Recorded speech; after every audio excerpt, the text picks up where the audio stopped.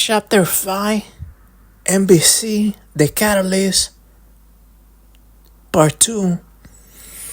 So the sequence of what happened is that both men, Federico and McMahon, arrived at the forest lake after supper, which would be around 7:30 p.m. And it's their habit that they park by the lake to make plans for the rest of the evening, and they had to be by 11 back at home because they had curfew. So they wouldn't stay at the lake for more than half an hour, but neither remembers what happened that night except driving straight from the lake to the police station to report the UFO and then go home. So it was really important to know at what time they arrived at the police station to see if there was missing time. Because if they got to the police station around 8 p.m., there wasn't really any evidence of missing time and abduction. So Budd Hopkins told everything to Harry Lynn, and they drove to Pearl River to visit the sites and meet McMahon. And Harry was impressed how honest McMahon seemed. After they left McMahon, Budd Hopkins and Harry Lynn went to the police station to find the police report. And it was like an older report from like 10 years ago. And what they really wanted to see was the time. So they saw the report, and the report was at 10:23 p.m. on April 5th, 1969. So there was like a big gap. They got to the river around 7:30, and they got to the police station at 10:23. So there's like a big gap right there of time. And the police report said that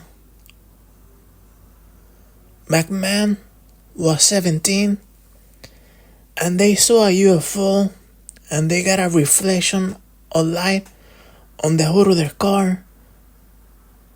So they stopped and got out. And there were actually like 3 boys total: McMahon, Paul Federico, and Douglas Sharkey. And they described the UFO as follows. They said that it was a round, flat object about 50 feet in diameter. The object had red and white revolving lights going around the edge and a white light in the center. The object hovered about 150 feet over their heads and made no sound. After a few minutes, the object took off, heading in a westerly direction. The boys stated that they saw a similar object in Pearl River last Friday around 11:45 p.m.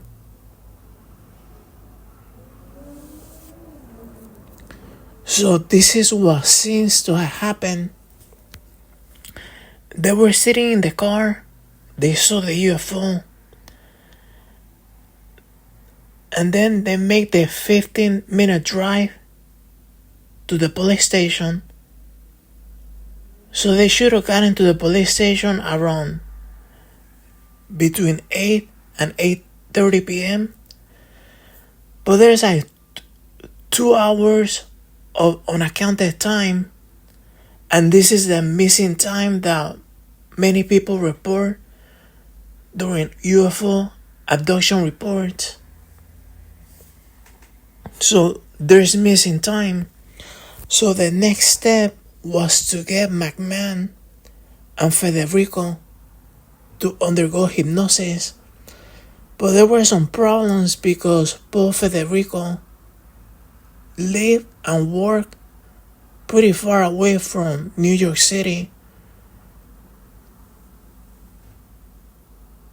And he wanted to explore his experience through hypnosis, but he just didn't have the time. McMahon wanted to meet with Dr. Clamar, but he had mixed feelings about undergoing hypnosis. And Budd Hopkins was saying that people have some reservations about going through hypnosis because they are concerned that they're gonna become unstable, like emotionally. If they go through hypnosis and something bad happens, they can become unstable. And a lot of people are not sure if they want to know what happened to them during the missing time. Like, what if it's traumatic? Do they really want to know that? Or is it just better, or are they better off just leaving it alone